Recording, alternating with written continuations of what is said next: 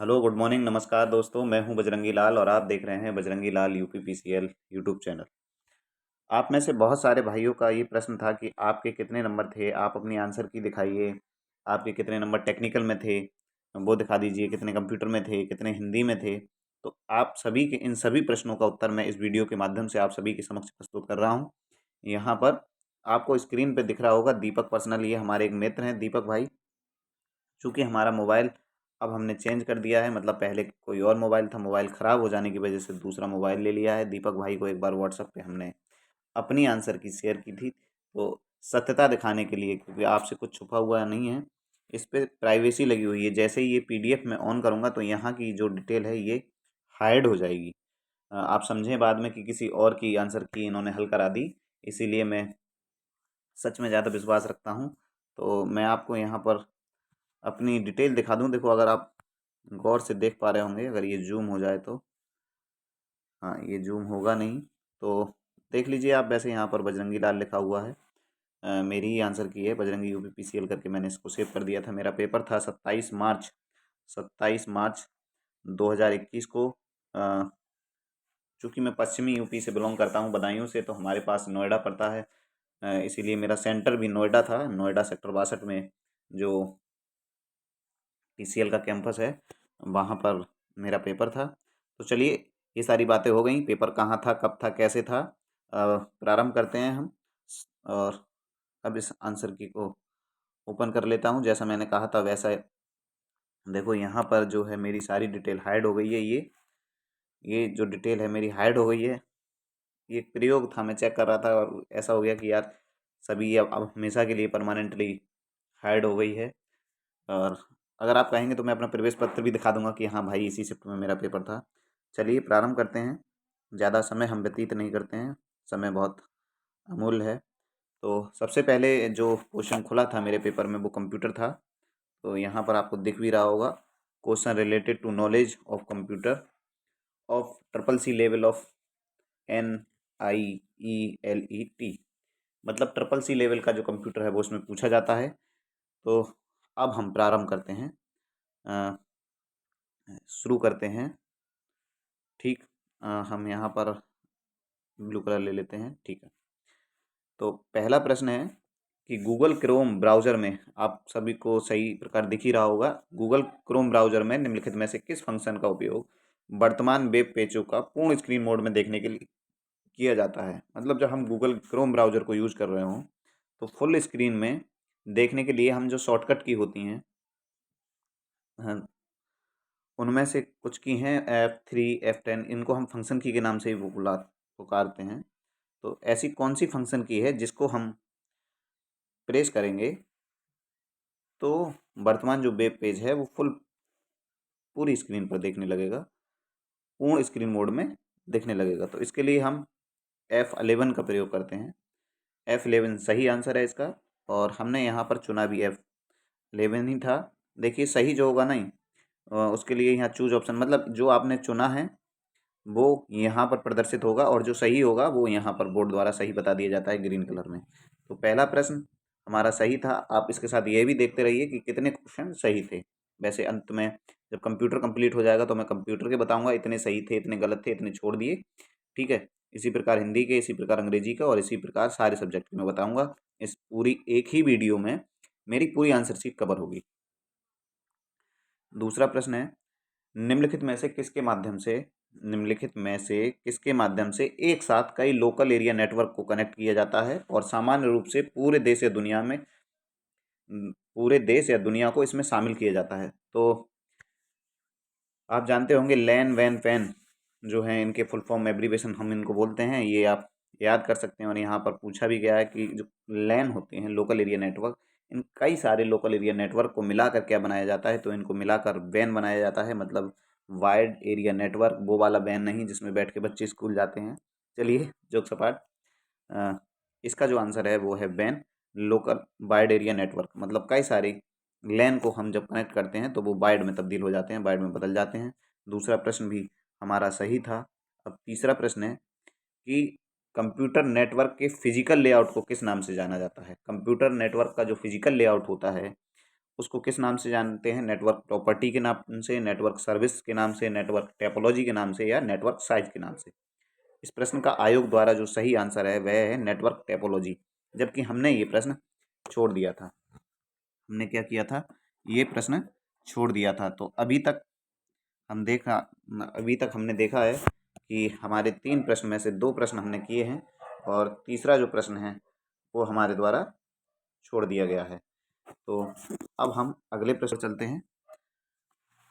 हमने 3 प्रश्न किए हैं, 3 में पहला प्रश्न सही था, दूसरा भी सही था और तीसरा प्रश्न हमारे द्वारा छोड़ दिया गया था। अब चौथे प्रश्न की ओर चलते हैं। चौथा प्रश्न है, छोटे कंप्यूटर समूह को, फिर वही क्वेश्चन दोबारा रिपीट किया गया है, ऐसे समझ लो, थोड़ा सा भाषा बस चेंज की गई है। घर पे गांव में रहते हैं, घर पे इस वीडियो को रिकॉर्ड कर रहे हैं तो कुत्ते जो है ज़्यादा अग्रेसिव हो जा रहे हैं, पता ना कोई निकल के जा रहा होगा, हम कमरे में रिकॉर्ड कर रहे हैं तो कुत्ते अपनी आवाज़ दे रहे हैं। वीडियो के पश्च बैकग्राउंड में आपको कुत्तों की भी आवाज़ सुनने को मिल रही होगी। छोटे समूह के कंप्यूटर को एक दूसरे से कनेक्ट करने के लिए छोटे कार्यालयों और इंटरनेट कैफे में निम्नलिखित में से किसका प्रयोग करते हैं? जब छोटे समूह की बात आए तो वहां पर हम प्रयोग करते हैं लैन का, लोकल एरिया नेटवर्क। तो प्रश्न का जो आंसर आयोग द्वारा सही बताया गया वो लोकल एरिया नेटवर्क ही है।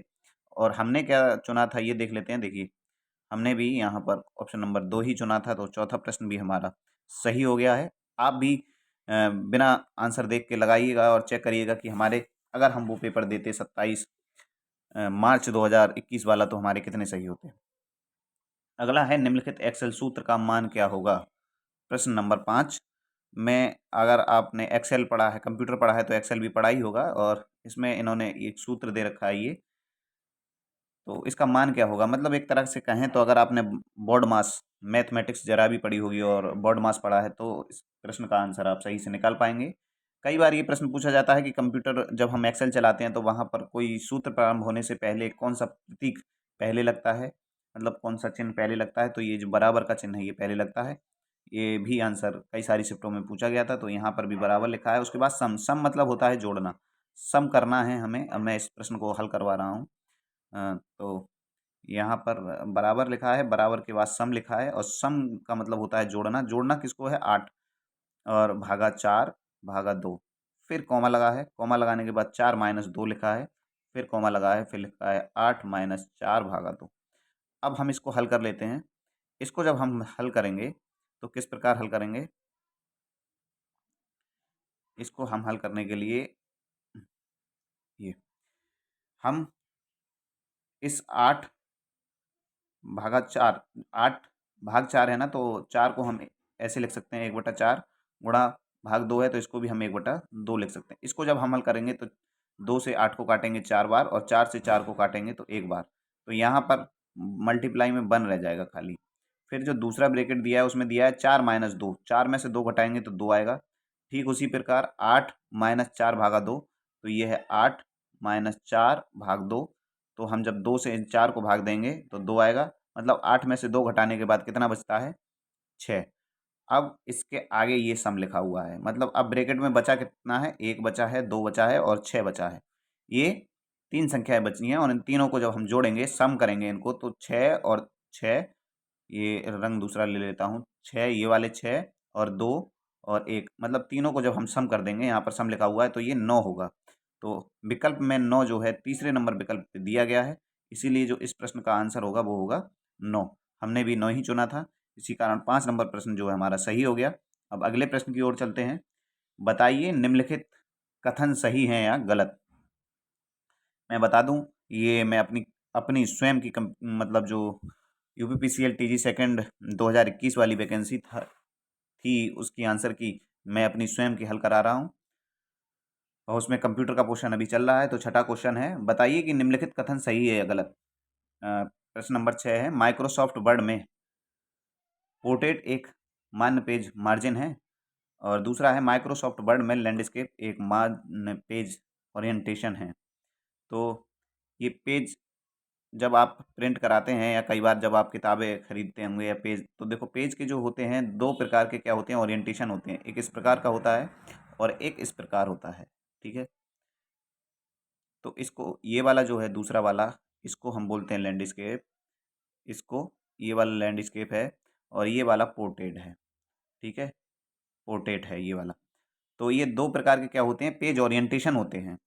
और पेज मार्जिन तो अलग चीज़ होती है, जो यहाँ पर हम जगह छोड़ते हैं लिखने से पहले, जो छोटी जगह होती है ये वाली जगह, इसको हम मार्जिन बोलते हैं। इन्होंने कहा है कि क्या पोर्ट्रेट पेज मार्जिन है? जी नहीं, पोर्ट्रेट पेज मार्जिन नहीं है, ये पेज ओरिएंटेशन है। दूसरे में इन्होंने सही कहा है कि माइक्रोसॉफ्ट वर्ड में लैंडस्केप जो है एक पेज ओरिएंटेशन है। हाँ जी हाँ, तो दूसरा सही हो जाएगा, पहला गलत। तो इसी कारण इसका जो आंसर होगा वो होगा ऑप्शन नंबर 1। ठीक है, छठा प्रश्न भी सही हो गया है। अब अगले प्रश्न की ओर चलते हैं। सेंट्रल प्रोसेसिंग यूनिट सभी जानते होंगे अच्छे से, कंप्यूटर का जो दिमाग हम कहते हैं सीपीयू को, सेंट्रल प्रोसेसिंग यूनिट के संदर्भ में निम्नलिखित में से कौन सा कथन सत्य नहीं है? ध्यान रखिए, यहाँ पर पूछा गया है सत्य नहीं है, सीपीयू के संबंध में कौन सा कथन सत्य नहीं है? यह एएलयू सीपीयू का एक भाग है। जी हाँ, एएलयू सीपीयू का ही एक भाग होता है। एक ऑपरेशन करता है। हाँ, एएलयू के सॉरी, सीपीयू के अंदर ही एक यूनिट होती है एएलयू, जो अर्थमेटिक ऑपरेशन करती है। एएलयू का पूरा नाम आप कमेंट करके इस वीडियो के कमेंट बॉक्स में बताइएगा मुझको। सीपीयू में रजिस्टरों का भी एक सेट होता है। जी हाँ, सीपीयू में रजिस्टरों का भी एक सेट होता है। सीपीयू डेटा और निर्देश प्रसंस्करण करता है। सीपीयू डेटा और निर्देश प्रसंस्करण नहीं करता है। तो इसमें पूछा गया था कि कौन सा सही नहीं है। ठीक है, चौथा नंबर विकल्प इसका सही होगा, जबकि मेरे द्वारा यहाँ पर चुन लिया गया था कितना, दूसरा, तो ये मेरा प्रश्न गलत हो गया। ठीक है, 7 नंबर प्रश्न मेरा गलत था। अगला प्रश्न देखते हैं। समझ में ना आए तो दोबारा या रोक रोक के वीडियो को देख लीजिएगा। मेरा उद्देश्य नहीं है आपका ज़्यादा समय खराब करना, मेरा मकसद है कि मैं अपनी जो भी मुझसे आपकी मदद हो सके वो मदद आप तक कर सकूं। कई सारे भाइयों का ये प्रश्न था कि आप अपनी आंसर की दिखाइए, उसी के लेकर ये वीडियो है। 8 नंबर है, माइक्रोसॉफ्ट पावर पॉइंट में सभी स्लाइड को, जब आप पावर पॉइंट यूज करते होंगे तो सभी स्लाइड को एक ही स्लाइड में देखने के लिए निम्नलिखित में से किस स्लाइड व्यू का प्रयोग किया जाता है? तो यहाँ पर जब हमें बहुत सारी स्लाइड हम बनाते हैं माइक्रोसॉफ्ट पावर पॉइंट में, तो और हमें क्या करना है कि सभी जो स्लाइड हैं वो एक ही व्यू में देखनी है। तो हम किसका प्रयोग करेंगे? स्लाइड मास्टर व्यू का, स्लाइड सॉर्टर व्यू का, आउटलाइन व्यू का, या नॉर्मल व्यू का? तो हम इसके लिए प्रयोग करते हैं स्लाइड सॉर्टर व्यू का। किसका? Slide sorter view. Option number 2 हमने भी चुना है। कौन सा चुना है? तो हमने चुना था ऑप्शन नंबर 2। ऑप्शन नंबर 2 हमने चुना था, और विकल्प भी ऑप्शन नंबर 2 ही सही है। 8 नंबर प्रश्न हो गया है। 9 नंबर प्रश्न है, वह कौन सी सबसे कम और सबसे बड़ी पूर्ण संख्याएं हैं जिन्हें 1 बाइट स्मृति स्थान में संग्रहित किया जा सकता है? ध्यान दें, पूर्ण संख्याएं गिनती की मूल संख्याएं 1 2 3 4 5 6 इत्यादि हैं। मतलब प्रश्न में पूछा गया है कि ऐसी सबसे कम छोटी सी कौन सी पूर्ण संख्या है जिसको हम जब स्मृति मतलब मेमोरी में संग्रहित करते हैं तो वह संख्या प्रयोग होती है। तो सबसे छोटी संख्या जो है 0, और सबसे बड़ी 255। तो विकल्प का जो सही आंसर है वह है ऑप्शन नंबर 2, और हमने भी यहाँ पर चुना था ऑप्शन नंबर 2, तो ये प्रश्न भी हमारा सही हो गया है। 9 नंबर प्रश्न। अगला प्रश्न है, निम्नलिखित में से किस कीबोर्ड शॉर्टकट का प्रयोग विंडोज का स्टार्ट मेनू खोलने के लिए किया जाता है? मैंने पुरानी भी अपनी काफ़ी सारी वीडियो में कहा है कि जब आप कंप्यूटर पढ़ें तो शॉर्टकट की का विशेष ध्यान रखें। बहुत सारे प्रश्न कंप्यूटर में शॉर्टकट की से पूछे जाते हैं, और ये प्रश्न उन्हीं में से एक है कि जब आप कंप्यूटर को ऑन करेंगे तो वहाँ विंडोज़ का जो स्टार्ट मेन्यू खोलने के लिए कौन सी शॉर्टकट की का प्रयोग किया जाता है? तो अल्ट प्लस एस्केप, दूसरा है एस्केप, तीसरा है कंट्रोल प्लस एस्केप, और चौथा है control plus S. Comment box में टाइप करके बताना कि कंट्रोल प्लस एस किसके लिए प्रयोग करते हैं। यहाँ पर कंट्रोल और एस्केप सही आंसर होगा विकल्प नंबर 3, 10 नंबर का। जबकि हमने चुना कौन सा था? हमने चुना था, देख लेते हैं, हमने चुना था विकल्प नंबर 1। तो ये हमारा प्रश्न गलत हो गया। इसी के साथ अगले प्रश्न की ओर चलते हैं। प्रश्न नंबर 11, निम्नलिखित में से कौन माइक्रोसॉफ्ट एक्सेल का मान्य फंक्शन नहीं है? प्रश्न भी जब भी आप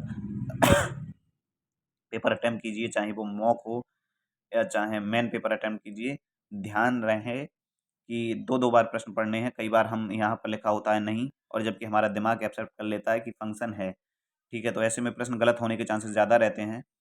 11 नंबर प्रश्न है, निम्नलिखित में से कौन माइक्रोसॉफ्ट एक्सेल का मान्य फंक्शन नहीं है? मतलब एक्सेल में ये फंक्शन नहीं पाया जाता है। तो सब्ट्रैक्ट मतलब घटाना होता है, ये फंक्शन उसमें नहीं पाया जाता है। हमने पहला चुना था, और पहला ही प्रश्न का जो विकल्प है, 11 नंबर प्रश्न का जो विकल्प 1 है वह सही है। बाकी SQRT होता है, सम तो अभी आपको बताया था, एब्सेंट भी होता है। एक्सेल में कौन कौन से फंक्शन होते हैं इन सबको लेकर एक वीडियो आएंगे। और उसमें आप सभी को बता देंगे। तो अभी 11 प्रश्न हुए हैं, 11 में हमारे 2 प्रश्न गलत हो गए हैं और 1 प्रश्न हमने छोड़ दिया है, ठीक है। अगला प्रश्न है 12 नंबर, निम्नलिखित में से कौन आभासी प्रदर्श इकाई है? आभासी प्रदर्श इकाई BDU। तो मैं आपको बता दूं, BDU को हम कई बार मॉनिटर भी कहते हैं और BDU का पूर्ण रूप होता है visual display unit. Visual display unit, जिसको हम CRT मॉनिटर के भी नाम से जानते हैं। विकल्प नंबर 2 यहाँ पर सही है। विकल्प नंबर 2 जो है यहाँ पर सही है और हमारे द्वारा भी चुना गया था विकल्प नंबर 2। तो 12 नंबर जो प्रश्न है सही है, विकल्प नंबर 2 हमारा, ठीक है। अगला प्रश्न चलते हैं, देखते हैं। यहाँ अंग्रेजी में लिखा हुआ है, इन माइक्रोसॉफ्ट वर्ड, अर्थात माइक्रोसॉफ्ट वर्ड में bold, regular, italic and bold italic are the example of. मतलब आप जब वर्ड में काम करते हैं या एक्सेल में काम करते हैं या पावर पॉइंट में काम करते हैं तो वहाँ पर आप देखते हैं कि ऐसे बी मोटा सा लिखा होगा। इसको हम थोड़ा सा मोटा कर देते हैं, बी अन्य की अपेक्षा ये बी, और ठीक है। फिर आई लिखा होता है, मतलब थोड़ा सा तिरछा करके आई ऐसे करके लिखा होगा, यू लिखा होगा उसके नीचे, ये अंडरलाइन। तो ये किस चीज़ के एग्जाम्पल हैं? तो ये एग्जाम्पल हैं फॉन्ट स्टाइल के। किसके एग्जाम्पल हैं? फॉन्ट स्टाइल के। विकल्प नंबर 4 हमने चुना था और चौथा ही विकल्प इसमें सही भी था, ठीक। ये यहाँ का हम प्रदर्शित कर रहे हैं। तो 13 नंबर प्रश्न हमारा सही हो गया है। अगला प्रश्न की ओर चलते हैं। अगर नहीं समझ में आ रहा हो तो दोबारा देख लीजिएगा, ठीक। माइक्रोसॉफ्ट वर्ड में टाइम्स न्यू रोमन क्या है? माइक्रोसॉफ्ट वर्ड में टाइम्स न्यू रोमन क्या है? तो ये एक फ़ॉन्ट का नाम है, जबकि हमारे द्वारा चुन लिया गया था फ़ॉन्ट शैली है। तो ये हमारा प्रश्न गलत हो गया था। माइक्रोसॉफ्ट वर्ड में टाइम्स न्यू रोमन क्या है? फ़ॉन्ट का नाम। ऐसे याद कर लीजिएगा कि अगर अब ये दोबारा पूछ लिया जाए प्रश्न तो आपका गलत नहीं हो। फ़ॉन्ट शैली नहीं है ये, ना फ़ॉन्ट का प्रकार है, सॉरी, बुलेट का प्रकार है और ना संरेखण विकल्प है। तो 14 प्रश्न हो चुके हैं। अगला प्रश्न है, बताएं कि निम्नलिखित कथन सही है या गलत। इंटरनेट लोकल एरिया नेटवर्क का सबसे अच्छा उदाहरण है। इंटरनेट से कनेक्ट किए गए प्रत्येक कंप्यूटर का एक आईपी पता होना चाहिए। जी हाँ, इंटरनेट से हम कंप्यूटर को कनेक्ट करते हैं तो उसका एक आईपी पता होता है। दूसरा विकल्प तो सही है इसका, परंतु पहला विकल्प गलत है। मतलब इसमें ये यहाँ पर ये दिए हैं, इनमें से पहला गलत दूसरा सही। विकल्प नंबर 2 इसका सही है। मेरे द्वारा ये प्रश्न छोड़ दिया गया था। मेरे द्वारा इस प्रश्न को क्या किया गया था? छोड़ दिया गया था। तो 15 नंबर प्रश्न भी हमने छोड़ दिया है। कई बार ऐसा भी होता है कि आप पे जब क्वेश्चन नहीं आए तो उसमें फालतू में आपको समय व्यतीत नहीं करना है, उसको छोड़ देना है। अब 16 नंबर प्रश्न की ओर चलते हैं। If you are repaying, you are repaying नहीं, इफ़ यू आर रिप्लाइंग, मतलब यदि आप किसी को प्रत्युत्तर दे रहे हैं टू एन ईमेल, ईमेल के माध्यम से जब आप किसी को उत्तर दे रहे हैं तो which of the following fields are automatically filled out. तो वहाँ पर कौन सी ऐसी प्रविष्टियाँ हैं जो स्वतः ही भर जाती हैं? तो neither, to, nor, from field. विकल्प नंबर 1 ये है। दूसरा है टू फील्ड ओनली। तीसरा है both, to and from field. और चौथा विकल्प है फ्रॉम फील्ड ओनली। इसमें विकल्प नंबर 2 सही था, सॉरी, विकल्प नंबर 3 सही था, हमने 2 लगा दिया, मतलब ये प्रश्न हमारा क्या हुआ? ये प्रश्न हमारा गलत हो गया था, ठीक है। 16 नंबर प्रश्न। अगला प्रश्न देखते हैं। विच of the following storage unit in internal part of CPU. इनमें से कौन सी ऐसी स्टोरेज यूनिट है जो कंप्यूटर का आंतरिक भाग होती है? CD, रोम, रैम और रजिस्टर। तो 17 नंबर प्रश्न का जो आंसर है वह है ऑप्शन नंबर डी, रजिस्टर। कम सीपीयू की आंतरिक यूनिट होती है जो डाटा को स्टोर करती है। विकल्प नंबर 4 सही भी है, चुना भी हमारे द्वारा 4 ही गया है। अब क्वेश्चन नंबर 18 पे पहुंच गए हैं हम। 18 नंबर प्रश्न देखते हैं। माइक्रोसॉफ्ट पावर पॉइंट 2016 में फॉन्ट साइज ड्रॉप डाउन सूची से चुना जा सकने वाला सबसे छोटा फॉन्ट आकार कितना होता है? आप कई बार जब चाहे एक्सेल प्रयोग करते हो, चाहे वर्ड प्रयोग करते हो, चाहे पावर पॉइंट प्रयोग करते हो, तीनों में क्या होता है कि वहाँ ड्रॉप डाउन से फ़ॉन्ट का जो साइज़ है वो चुनते हैं। तो वहाँ कह रहे हैं सबसे छोटा साइज़ कितना चुना जा सकता है? तो वो 8 होता है। विकल्प नंबर 4 हमारे द्वारा चुना गया था। तो 18 नंबर प्रश्न सही हो गया है और 7 नहीं चुना जा सकता, बाकी तीनों गलत हैं। विकल्प नंबर 4 में जो 8 दे रखा है वह सही है। अगला प्रश्न है, माइक्रोसॉफ्ट वर्ड में एक टेबल के सेल में मौजूद टेक्स्ट को डिफ़ॉल्ट रूप से किस तरह संरेखित किया जाता है? देखो, जब आप वर्ड में कोई टेबल बनाएंगे, ऐसे बनती है टेबल, और टेबल में जब आप टेक्स्ट लिखेंगे, टेक्स्ट मतलब ABCD, या किसी का नाम लिखेंगे, तो वो किधर, स्वतः ही किधर, किस तरफ लिखा जाएगा, किस तरफ से लिखा जाएगा, तो वह लिखा जाता है बाईं तरफ से। किधर से? बाईं तरफ से। ठीक है, बाएं। तो विकल्प नंबर 3 19 नंबर का सही होगा, हमारे द्वारा भी चुना गया था। ये देखिए यहाँ पर देख पा रहे होंगे आप 3 नंबर, तो 19 नंबर प्रश्न भी सही हो गया है। अगला प्रश्न देखते हैं, अगला प्रश्न क्या है। अगला प्रश्न है, माइक्रोसॉफ्ट पावर पॉइंट 2016 के किस मेन्यू को आपको टेक्स्ट, डायरेक्शनल, अलाइन टेक्स्ट और न्यू स्लाइड जैसे विकल्प मिलते हैं? इनमें से कौन सा ऐसा विकल्प है जिसके अंदर ये सारे विकल्प मिलते हैं? कौन कौन से? टेक्स्ट, डायरेक्शनल, अलाइन टेक्स्ट और न्यू स्लाइड। तो ये मिलते हैं होम के अंदर। हमारे द्वारा चुन लिया गया था यहाँ पर इंसर्ट, तो ये हमारा गलत हो गया। 20 नंबर प्रश्न हमारा गलत हो गया था। ठीक है, अगला प्रश्न देखते हैं। अगला प्रश्न क्या है, माइक्रोसॉफ्ट वर्ड का दूसरा नाम क्या है? बहुत सरल प्रश्न है और सही भी हो गया था। माइक्रोसॉफ्ट वर्ड का दूसरा नाम क्या है? तो वर्ड प्रोसेसर इसका दूसरा नाम है। विकल्प नंबर 4 जो है इसमें सही था, हमारे द्वारा भी चुना गया था 4। प्रश्न नंबर 21 में, ठीक इसी प्रकार एक्सेल का भी एक नाम होता है जिसको सेपरेट सीट भी हम कहते हैं। ठीक इसी प्रकार पावर पॉइंट का भी एक नाम होता है, लेकिन वो आपको मैं बताऊंगा नहीं, आपको बताना है इस वीडियो के कमेंट बॉक्स में। अगला है, by default Microsoft power point opens A presentation slide. मतलब जब हम पावर पॉइंट को ओपन करेंगे तो बाय डिफ़ॉल्ट बिना चुने उसमें जो व्यू है, कौन सा व्यू पहले प्रदर्शित होता है? तो वहाँ पर नॉर्मल व्यू प्रदर्शित होता है, नोट्स पेज, स्लाइड सॉर्टर या स्लाइड मास्टर। आंसर तो आपको दिख ही रहा है, इसमें नॉर्मल व्यू प्रदर्शित होता है। कौन सा? Normal view. हमारे द्वारा इसमें कोई भी आंसर नहीं चुना, हमारे द्वारा छोड़ दिया गया था 22 नंबर प्रश्न। अब 23 नंबर प्रश्न की ओर चलते हैं। 23 नंबर प्रश्न है, माइक्रोसॉफ्ट वर्ड के टेबल में कम से कम कितनी पंक्तियां और स्तंभ बनाए जा सकते हैं? अभी मैंने आपको बताया, जब कभी भी हम टेबल बनाते हैं कुछ इस प्रकार टेबल बनती है, तो इसमें पूछ रहा है कम से कम कितनी स्तंभ। स्तंभ इनको बोलते हैं जो खड़े वाले होते हैं, इसको स्तंभ बोलते हैं या कॉलम बोलते हैं, और जो ऐसे करके ये, इस चीज़ को हम रो बोलेंगे।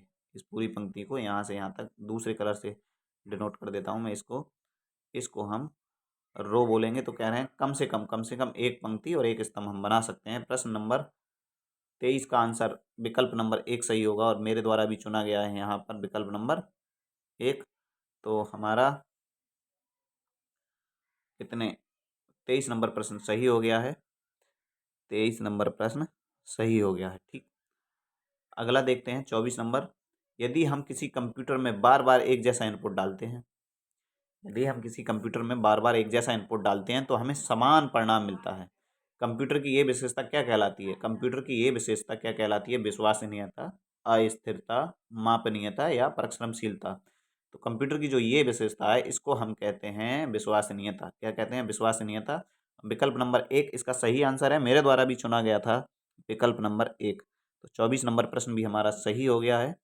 जैसे ही कंप्यूटर कंप्लीट होगा हम बताएंगे, इतने हमारे द्वारा छोड़ दिए गए थे, इतने सही और इतने गलत। ठीक है, हार्ड डिस्क और पेन ड्राइव निम्नलिखित में से किसके उदाहरण है? हार्ड डिस्क और पेन ड्राइव किस संग्रहण, मतलब किस प्रकार की मेमोरी के उदाहरण है? प्राथमिक, माध्यमिक, परिवर्तनशील या अनुक्रमिक पहुंच।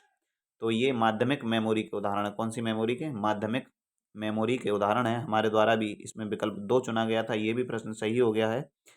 प्रश्न नंबर 25 सही है।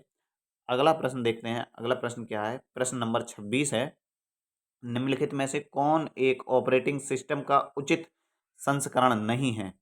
निम्नलिखित में से कौन है जो ऑपरेटिंग सिस्टम का एक उचित संस्करण नहीं है? Window XP, window 9, window 7, window 10। जब आप कंप्यूटर को यूज करते हैं तो वहाँ पर पूछा जाता है कई बार कि कौन सा विंडो यूज कर रहे हो, तो वहाँ पर वही विंडो है। अब तो अपडेट वर्जन हर साल आता ही है। तो ये जिस समय ये पेपर हुआ था उसको देखते हुए ये प्रश्न बनाया गया है कि विंडोज़ का ऑपरेटिंग सिस्टम इनमें से ऐसा कौन सा है जो विंडो का ऑपरेटिंग सिस्टम नहीं है? तो विंडोज़ 9 ऑपरेटिंग सिस्टम नहीं है, XP था, विंडो 7, विंडो 10 है, लेकिन विंडो 9 कोई ऑपरेटिंग सिस्टम नहीं है। इस प्रश्न का आंसर ऑप्शन नंबर 2 सही होगा, मेरे द्वारा भी 2 ही चुना गया था, तो 26 नंबर प्रश्न जो है सही हो गया है मेरा। अगला प्रश्न देखते हैं, माइक्रोसॉफ्ट वर्ड में वर्ड के संबंध में निम्नलिखित में से कौन सा कथन सही है? ध्यान रखना है, यहाँ पर बताना है सही है। दस्तावेज में बुलेट और संख्या दोनों तरह की सूचियां नहीं हो सकती। दस्तावेज में एक से अधिक ड्रॉप कैप नहीं हो सकते। दस्तावेज के विभिन्न पैराग्राफ में अलग अलग संरेखण हो सकते हैं। ये वाला सही है, विकल्प नंबर 3, बाकी सभी गलत हैं। मेरे द्वारा भैया ये प्रश्न छोड़ दिया गया था। कई बार पेपर देते समय प्रेशर होता है या कुछ भी समझ लीजिए, क्वेश्चन समझ में नहीं आए, ऐसा भी हो सकता है कि आप सभी प्रश्न ना करें, चुनिंदा प्रश्नों को करें, जो आपसे आ रहे हों वो प्रश्न करें तो अच्छा है। नेगेटिव लेने से भला है कि सही प्रश्नों को किया जाए। अगला प्रश्न देखते हैं। अगला प्रश्न है, शब्द डीएनएस फुल फॉर्म के लिए हमने वीडियो के प्रारंभ में भी बताया था कि फुल फॉर्म बहुत पूछी जाती हैं। तो डीएनएस शब्द का फुल फॉर्म पूछा गया है यहाँ पर। तो डीएनएस का फुल फॉर्म क्या होता है? Different name series domain navigation system. विकल्प नंबर 3 है डिफरेंट नेमिंग सिस्टम, या विकल्प नंबर 4 जो सही है डोमेन नेम सिस्टम। विकल्प नंबर 4 इसका सही आंसर है। मेरे द्वारा भी 4 ही चुना गया था, इधर देख लीजिएगा। 28 नंबर प्रश्न है वो हमारा सही है, डोमेन नेम सिस्टम। अगला प्रश्न है, विंडोज फाइल सिस्टम के संदर्भ में निम्नलिखित में से कौन सा गलत है? फाइल के नाम में अंग्रेजी के बड़े और छोटे दोनों अक्षर हो सकते हैं। इन्होंने पूछा है गलत है, जबकि ये तो सही है। हाँ, जब हम फाइल का नाम लिखते हैं, किसी भी फाइल को सेव करते हैं, उसमें दोनों अक्षर हो सकते हैं, बड़े और छोटे। फोल्डर में डॉक और पीडीएफ दोनों फाइल रह सकती हैं। हाँ भाई, रह सकती हैं। फोल्डर में अन्य फोल्डर और फाइलें हो सकती हैं। हाँ, फोल्डर के अंदर अन्य सब फोल्डर बनाया जा सकता है। फोल्डर के नाम में संख्यात्मक वर्ण नहीं हो सकते, ये गलत है। संख्यात्मक वर्ण हम रख सकते हैं। तो ये वाला विकल्प जो है 29 नंबर मेरे द्वारा छोड़ दिया गया था, जबकि इसमें विकल्प 4 नंबर सही है। तो 29 नंबर प्रश्न जो था मेरे द्वारा छोड़ दिया गया था। अगला प्रश्न देखते हैं। प्रश्न है, निम्नलिखित में से कौन कथन गलत है? पूछा गया है कौन सा कथन गलत है? ईमेल पते में केवल एक @ चिन्ह होना चाहिए। पूछा है इन्होंने गलत कौन सा है? तो हाँ भाई, ईमेल पता जब हम लिखते हैं उसमें एक ही प्रयोग करते हैं, दो नहीं करते हैं। जैसे मेरी आईडी है bajrangilaal155@gmail.com, एक ही बार @ आ रहा है। कह रहा है बीसीसी और सीसी फील्ड के समान है, अंतर बस इतना है कि इसमें प्राप्तकर्ता गुप्त रहते हैं। जी हाँ, बीसीसी का फुल फॉर्म आपको बताना है और सीसी का भी फुल फॉर्म आपको बताना है। ईमेल वाले चैप्टर से संबंधित ये प्रश्न है। तो दोनों एक समान है, बस इतना ही अंतर है, इसमें प्राप्तकर्ता गुम रहता है। बीसीसी और सीसी। बीसीसी की फुल फॉर्म होती है ब्लाइंड कार्बन कॉपी, ठीक है। एक का तो फुल फॉर्म मैंने बता दिया है, सीसी की आपको बतानी है। विकल्प नंबर 1 मेरे द्वारा चुना गया था और सही भी यहाँ पर विकल्प नंबर 1 ही था। प्रश्न नंबर 30 का जो आंसर है 1 सही था मेरा। 30 नंबर प्रश्न सही हो गया है। 31 नंबर प्रश्न की ओर चलते हैं। प्रश्न नंबर 31 है, माइक्रोसॉफ्ट वर्ड में किस प्रकार के संरेखण से आवश्यक होने पर शब्दों के बीच अतिरिक्त खाली स्थान रखकर बाएं दाएं दोनों पेज मार्जिन में पैराग्राफ को संरेखित किया जाता है? ये कुछ प्रश्न ऐसे हैं, जब आप कंप्यूटर यूज करेंगे तभी ये प्रश्नों का आंसर आप दे पाएंगे। जब ये एक पेज है, ठीक है, और इस पेज पे आप लिख रहे हैं, मान के चलिएगा इधर से लिख रहे हैं, इधर से ABCD कुछ भी ऐसे करके लिख रहे हैं, ठीक है। ये लिखते लिखते इधर तक चला जाएगा, बिल्कुल पेज के यहाँ तक, ठीक है। इसमें कह रहा है कि मतलब आप जब लिखेंगे तो आप बिल्कुल, आपको मार्जिन बिल्कुल परफेक्ट चाहिए, बराबर, मतलब बीचा बीच में लिखा हुआ, ठीक है। जब बीचा बीच में लिखा हुआ चाहिए तो उसके लिए आप इनमें से कौन से विकल्प का प्रयोग करेंगे? ठीक है, तो इसके लिए हम प्रयोग करते हैं जस्टिफाई। क्या? जस्टिफाई। कभी मैं लैपटॉप से कोई वीडियो इस पर रिकॉर्ड करके और इसका प्रैक्टिकल करके आपको दिखा दूंगा। अभी अगर आप नहीं समझ पा रहे हो तो बिल्कुल मध्य में लिखा हुआ हमें मिलता है जस्टिफाई के माध्यम से। विकल्प नंबर 4 इस प्रश्न का सही है आंसर। इस प्रश्न का जो आंसर है वो विकल्प नंबर 4 सही है और हमारे द्वारा अभी 4 ही चुना गया है। तो 31 नंबर प्रश्न हमारा सही है। अगला प्रश्न देखते हैं 32 नंबर। जल्दी ही हम कंप्यूटर का जो पोर्शन है वो ख़त्म करने के कगार पे होंगे। गूगल क्रोम ब्राउज़र में निम्नलिखित में से किस कीबोर्ड शॉर्टकट का प्रयोग वर्तमान में खोले गए पेज को बुकमार्क में जोड़ने के लिए किया जाता है? हमारा तो भैया हमने ये छोड़ दिया था। अब हमको याद है ये कि कंट्रोल D जो है उसका प्रयोग वर्तमान में खोले गए पेज को बुकमार्क में जोड़ने के लिए हम कंट्रोल D का प्रयोग करते हैं। 32 नंबर प्रश्न हमारे द्वारा छोड़ दिया गया था, आप मत छोड़िएगा, ठीक है। अगला प्रश्न देखते हैं, माइक्रोसॉफ्ट एक्सेल में पूर्ण सेल संदर्भ बनाने के लिए निम्नलिखित में से किस वर्ण का प्रयोग किया जाता है? ठीक है, तो यहाँ पर ये क्या है, देखो, हैज है, एंड है, ये है डॉलर। डॉलर का जो प्रयोग किया जाता है वो किस वर्ण का प्रयोग पूर्ण सेल संदर्भ बनाने के लिए हम डॉलर का प्रयोग करते हैं। हमारे द्वारा भैया ये छोड़ दिया गया था, यहाँ पर आप लोग नहीं छोड़ेंगे। विकल्प नंबर 3 इसका आंसर होगा। ध्यान रखिए, जब एक्सेल में आप पूर्ण सेल संदर्भ बनाएंगे तो उसके लिए आप डॉलर का प्रयोग करेंगे। ये जो चिन्ह होता है इस प्रकार से कुछ डॉलर का होता है। 33 नंबर प्रश्न हमारे द्वारा छोड़ दिया गया था। अगला प्रश्न देखते हैं। अगला प्रश्न है, माइक्रोसॉफ्ट वर्ड में निम्नलिखित में से किस फॉन्ट आकार को फॉन्ट आकार ड्रॉप डाउन सूची से नहीं चुना जा सकता? 14, 8, 10 और 13। तो वहाँ पे फॉन्ट का जो आकार होता है ना, वो सम संख्याओं के उसमें होता है। 8 होगा, 10 होगा, 12 होगा, 14 होगा, ऐसे करके होगा। और यहाँ पर आप देख पा रहे होंगे 13 है। 13 एक विषम संख्या है। तो 13 को आप उसके फॉन्ट आकार को जो है ड्रॉप डाउन सूची से नहीं चुन सकते। बाई डिफ़ॉल्ट तो चुन सकते हैं, मतलब खुद टाइप करके चुन सकते हैं, मतलब, परंतु ड्रॉप डाउन सूची से नहीं चुन सकते। विकल्प नंबर 4 इसका सही आंसर है और हमने भी विकल्प नंबर 4 ही चुना था। ऑप्शन नंबर प्रश्न नंबर 34 का विकल्प नंबर 4 सही होगा। अगला देखते हैं। निम्नलिखित में से कौन कौन कथन सही है? माइक्रोसॉफ्ट पावर पॉइंट में फॉर्मेट प्रिंटर विशेषता समर्थित नहीं है। दूसरा है, स्लाइड से बाहर निकलने और किसी अन्य स्लाइड में प्रवेश करने के बीच में गति प्रभाव लागू करने, गति प्रभाव मतलब स्लाइड ट्रांजैक्शन लागू करना, विशेषता का प्रयोग किया जाता है ना। तो अब इसके विकल्प कौन कौन से सही हैं? ना तो फर्स्ट ना ही सही, केवल सेकंड, केवल वन और फर्स्ट और सेकंड दोनों। तो इसका जो विकल्प है वो दूसरा विकल्प सही है। प्रश्न में पूछा गया है कि कौन सा कथन सही है? माइक्रोसॉफ्ट पावर पॉइंट में फॉर्मेट प्रिंटर विशेषता समर्थित नहीं है। पावर पॉइंट में फॉर्मेट प्रिंटर समर्थित है या नहीं है। दूसरे में पूछा गया है कि स्लाइड से बाहर जब आप निकलेंगे तो किसी अन्य स्लाइड में प्रवेश करने के बीच स्लाइड ट्रांजैक्शन व्यू का प्रयोग कर सकते हैं। तो दूसरा वाला इसमें क्या हो जाएगा? सही हो जाएगा। और पहला क्या है? गलत। इसीलिए इस प्रश्न का आंसर 35 नंबर का 2 हमारे द्वारा तो भैया ये छोड़ दिया गया था। अगला प्रश्न देख लेते हैं। काफ़ी सारे प्रश्न छोड़े गए हैं हमारे द्वारा। माइक्रोसॉफ्ट वर्ड में पैराग्राफ इंडेंटेशन के संदर्भ में निम्नलिखित में से कौन सा कथन गलत है? दाएं इंडेंटेशन को धनात्मक मान के रूप में सेट किया जाता है। बाएं इंडेंटेशन को ऋणात्मक मान के रूप में सेट किया जाता है। बाएं इंडेंटेशन को धनात्मक मान के रूप में सेट किया जाता है। दाएं इंडेंटेशन को ऋणात्मक मान के रूप में सेट किया जाता है। वर्ड में पैराग्राफ इंडेंट जब आप लिखेंगे तो वहां पर क्या क्या होगा, इससे संबंधित ये प्रश्न है। और गलत वाला पूछा गया है, कथन गलत है। दाएं इंडेंटेशन को ऋणात्मक मान के रूप में सेट किया जा सकता है। मेरे द्वारा तो भैया ये छोड़ दिया गया था। 36 नंबर प्रश्न भी मेरे द्वारा छोड़ दिया गया था। आप मत छोड़िए जाइएगा, अच्छे से वर्ड को पढ़ लीजिएगा। अगला प्रश्न है, ईमेल के संदर्भ में एसएमटीपी, फिर मैंने कहा आपसे बहुत सारी फुल फॉर्म जो है पूछी जाती हैं पेपर में।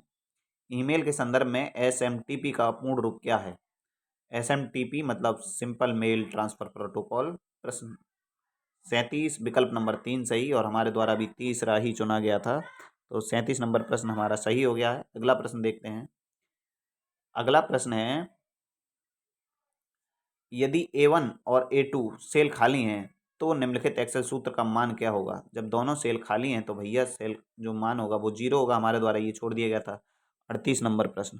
आप कह रहे होंगे बहुत ज़्यादा प्रश्न आपने छोड़े हैं। अरे भैया पूरी सुमारी बताएंगे ना, जब कम एक पोर्शन पूरा हो जाएगा कंप्यूटर का तो बताएंगे कितने छोड़े थे, कितने सही थे और कितने गलत थे।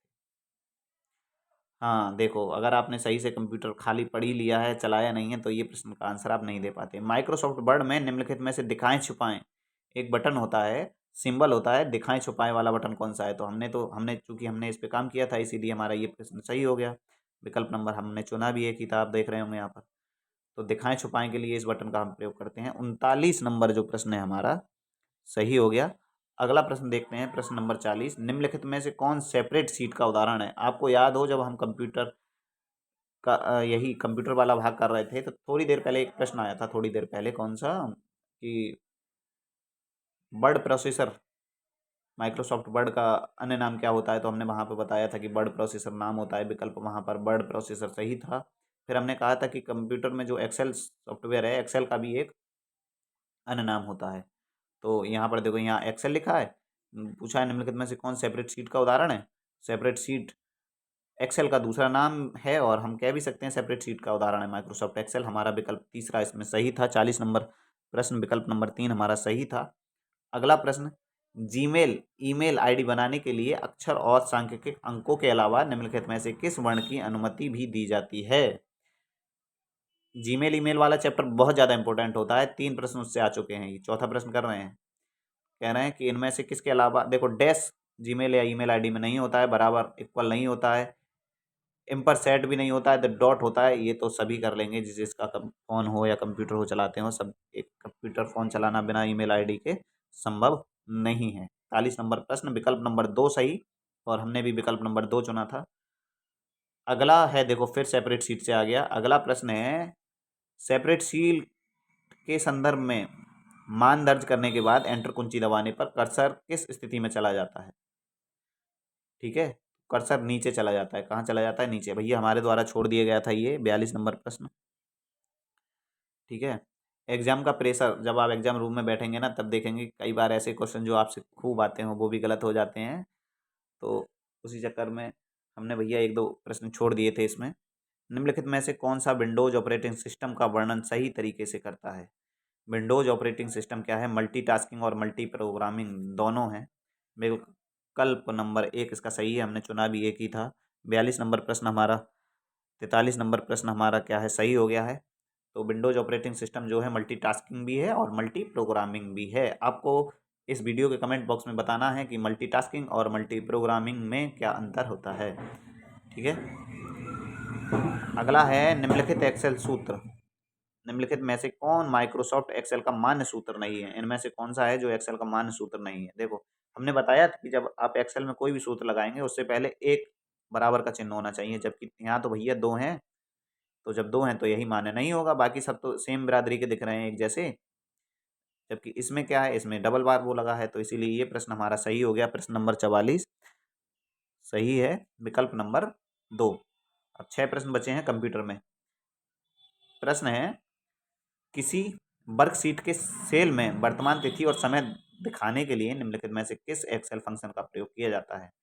तो वर्तमान तिथि और समय दोनों पूछा है। देखो, वर्तमान तिथि और समय दोनों अगर दिखाने हो तो नाउ इक्वल टू लिख के नाउ का प्रयोग करेंगे। आपको बताना है कि वर्तमान, अगर खाली डेट बतानी हो तब हम वहाँ कौन से फार्मूला का प्रयोग करेंगे। ये अलग से प्रश्न मैं दे रहा हूँ आपको, लेकिन इस प्रश्न में पूछा है कि वर्तमान तिथि भी बतानी है और समय दोनों बताने हैं, तो हम इक्वल और नाउ ब्रैकेट क्लोज के बाद जब एंटर दबाएंगे तो वहाँ पर वर्तमान तिथि और समय दोनों लिख के आ जाएंगे। विकल्प नंबर 3 इस प्रश्न का सही आंसर है। 45 नंबर प्रश्न ये भी हमारा सही हो गया। अगला प्रश्न है, निम्नलिखित एक्सेल सूत्र का मान क्या है?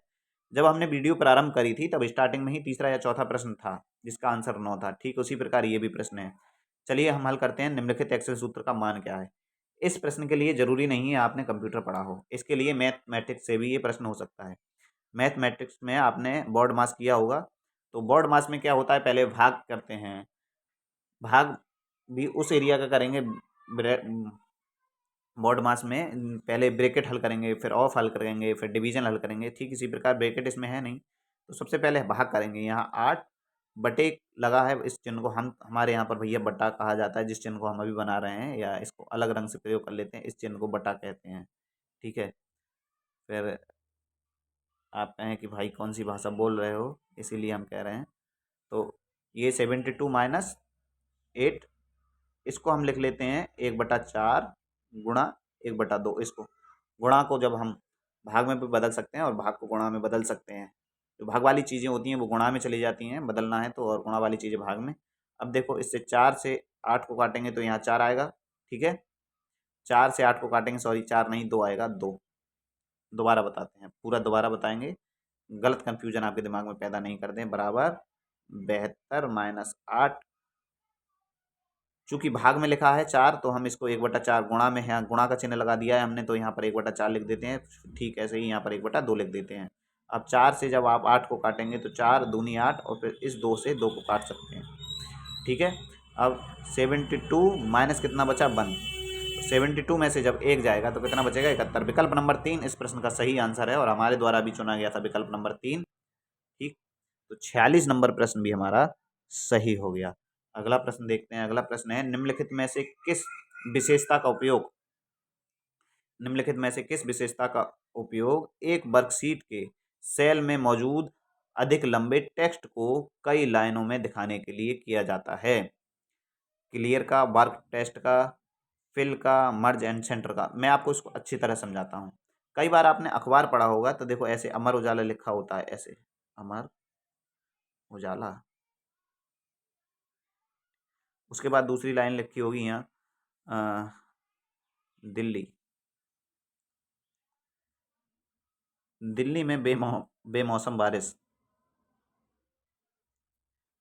फिर आ बड़ा बना होगा, ये आ का और आकार बड़ा बना होगा, फिर तीसरी लाइन भी यहीं से लिखी होगी कि प्रधानमंत्री ने, ऐसे ही बता दे रहा हूँ, प्रधानमंत्री ने ये घोषणा की या वो घोषणा की, कुछ भी। तो ये वाली जो, यहाँ दूसरा कलर ले लेता हूँ, ये जो हम बड़े से लिखते हैं, इसको पहला अक्षर बड़ा, उसके बाद सारी लाइनें छोटी छोटी लिख, इसको हम बोलते हैं क्या, रैप टेस्ट बोलते हैं इसको। क्या बोलते हैं, रैप टेस्ट। तो मुझे उम्मीद है कि मेरे द्वारा दी गई उदाहरण से आप समझ पाए हों। इसको हम रैप टेस्ट बोलते हैं, रैप टेस्ट। मतलब एक वर्कशीट में मौजूद अधिक लंबे टेक्स्ट को कई लाइनों में दिखाने के लिए हम क्या बोलते हैं, रैप टेस्ट बोलते हैं। विकल्प नंबर 2 इसका सही आंसर होगा, और 47 नंबर प्रश्न हमारा क्या है, सही हो गया है, 47 नंबर। ठीक है, अगला प्रश्न है, मैं रैप टेस्ट का उदाहरण आपको दिखा दूंगा। निम्नलिखित में से कौन माइक्रोसॉफ्ट एक्सेल का मान्य सेल संदर्भ है। इसमें पूछा है कि सेल संदर्भ, मान्य सेल संदर्भ इनमें से कौन सा है। तो हमारे द्वारा भैया यहाँ पर चौथा चुन लिया गया था, जबकि इसका आंसर था दूसरा, मान सेल संदर्भ है। ठीक है, तो हमारा 48 नंबर प्रश्न क्या हुआ, गलत हो गया। अब आप गलत मत कीजिएगा।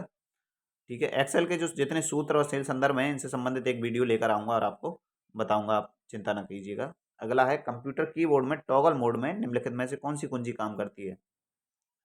सभी जानते हैं, जब आप कंप्यूटर थोड़ा भी पढ़े रहे होंगे और यूपीपीसीएल के लिए कंप्यूटर तैयार कर रहे हैं, तो कैप्स लॉक जो है ना, एक टॉगल की का ही काम करती है। विकल्प नंबर 3 इसका सही है। 49 नंबर प्रश्न हमारा सही हो गया है। अगला प्रश्न देखते हैं, 50, और यहाँ से जी हाँ, कंप्यूटर होता है खत्म। अंतिम प्रश्न है, 1 किलोबाइट स्मृति में कितने निबल होते हैं। 1 किलोबाइट स्मृति में 256 निबल होते हैं। हमारे द्वारा यहाँ पर पहला चुन लिया गया था, ये प्रश्न हमारा गलत हो गया। अब देखो, मेरे अनुसार तो मेरे कंप्यूटर में कितने क्वेश्चन गलत हैं, 1 2 3 4 5 6, 6 प्रश्न मेरे कंप्यूटर में मेरे अनुसार गलत हुए हैं भाई। 6 प्रश्न गलत हुए हैं, और छोड़े हैं मैंने 1 2 3 4 5 5 6 7 8 9 10, 10 प्रश्न मेरे द्वारा छोड़े गए हैं। मतलब 50 में से 16 प्रश्न मेरे छूटे हैं, मतलब 10 गलत हैं और 6 छोड़ दिए गए हैं। तो 34 प्रश्न मैंने सही किए हैं। कितने प्रश्न सही किए हैं, आप जोड़ के अलग देख लीजिएगा। 34 प्रश्न मेरे सही हैं, 34 में से 6 गलत हैं। तो चूंकि 4 गलत होंगे तब 1 नंबर घटेगा, तो 6 गलत हैं, मान लीजिए 2 नंबर घटा दीजिएगा, है ना। वैसे तो 8 के 2 नंबर घटेंगे, वैसे 8 के 2 नंबर घटेंगे। 34 प्रश्न सही हैं, 8 के 2 नंबर घटा दीजिए, जबकि 6 ही गलत हैं। तो 32 प्रश्न सही थे, सॉरी 32 नंबर थे मेरे कंप्यूटर में। कितने नंबर थे, 32 नंबर मेरे कंप्यूटर में थे, 32। ठीक, 32 नंबर मेरे थे कंप्यूटर में, जबकि पास होने के लिए 20 नंबर होना जरूरी है। ऐसा नहीं है आप 20 नंबर पास होने के लिए ज़रूरी हैं तो 20 ही नंबर की तैयारी करें। भाई साहब, तैयारी हमारी ठीक ठाक थी, तब हमारे इसमें कंप्यूटर में 32 नंबर आए। इसी प्रकार अगली भी वीडियो है, आगे का जो हिस्सा है, अब हम जनरल स्टडी और रीजनिंग को हल करेंगे। अब हम हल करेंगे रीजनिंग और जनरल स्टडी को। ठीक है, तो चलिए